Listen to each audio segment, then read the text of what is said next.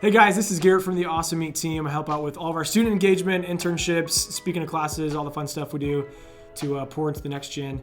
And then I help out with some of our outreach from our team, from all of the startups that we help serve, our pitch competitions, fundraising, you name it. So I get to do a lot of fun stuff with a lot of cool people, and I'm very thankful for that. And today we're going to be talking about a really great book written off an entrepreneur's life called The Entrepreneur Rollercoaster by a really successful author named Darren Hardy.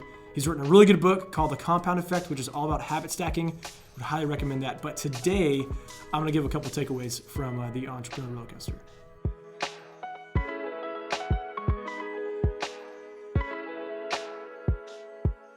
I'd say the point that probably stuck out to me the most in this book was that your number one job is to sell.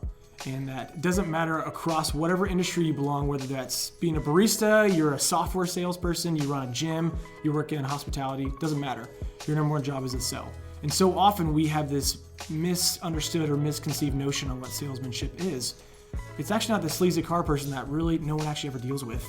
It's learning, I need to understand my communication, how I talk to potential clients. Do I know actually what I'm trying to sell or what my options are to help people?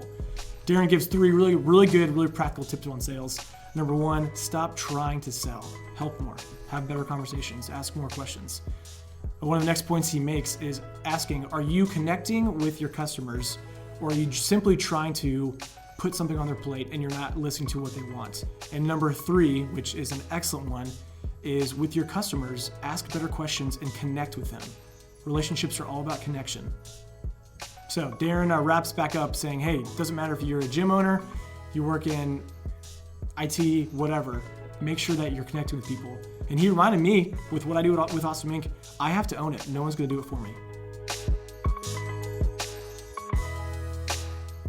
Second point I took away from the book that was very insightful was about conquering fear. Darren gives examples of his life as an early entrepreneur and all the mess ups to when he made it so-and-so and didn't get the approval or the affirmation from his dad that he was seeking.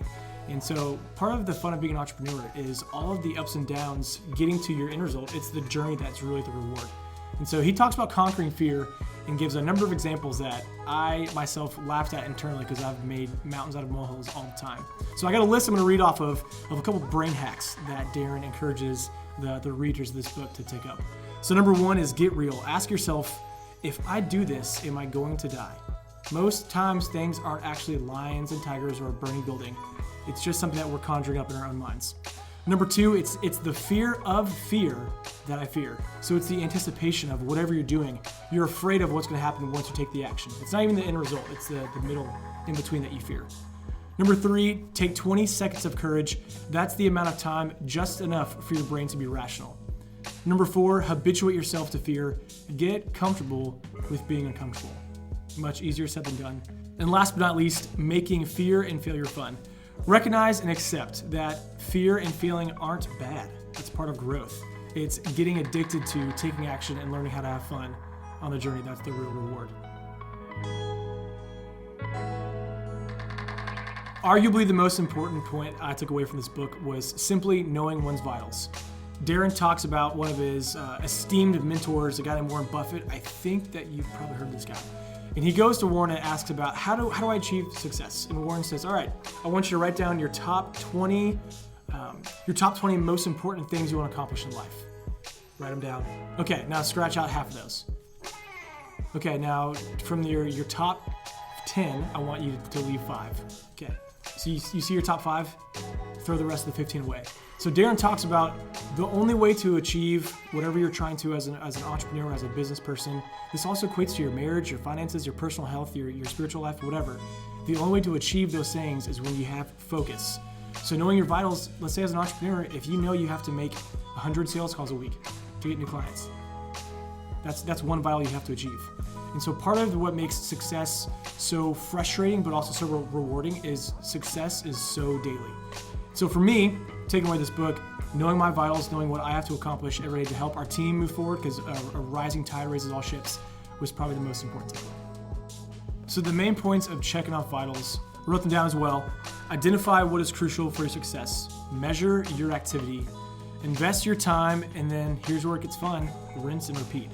So write down your goals, make them plain, do them, cross them off as you complete them so you can set new goals. There were 3 points I took away from the book, The Entrepreneur Rollercoaster. Really good read, would highly recommend to anybody who is currently an entrepreneur or is thinking of becoming one. And last thing for me, you've probably read books and you said, oh, this was really good insight or good wisdom, or I can apply this. But it's just another story, another time that you spent reading if you don't get up and go take action. So take what you read, put it into practice, and go make a big failure, and we'll see you here soon.